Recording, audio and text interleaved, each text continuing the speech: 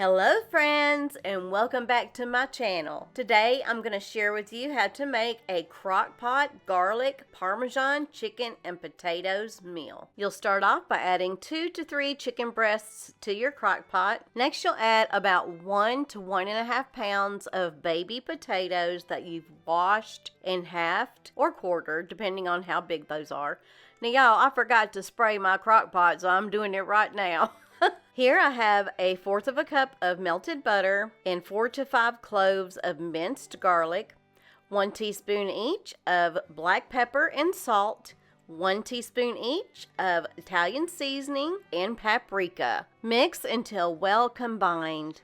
Decisions. What type of Parmesan cheese are we going to be using?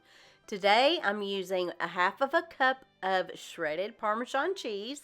Now you can use 1/2 cup of the grated Parmesan cheese. That is totally up to you. Go ahead and mix up your Parmesan cheese into your sauce mix and add that to the top of your potatoes. Now for a little bit of extra flavor, we're adding 1/2 cup of chicken broth to your Crockpot.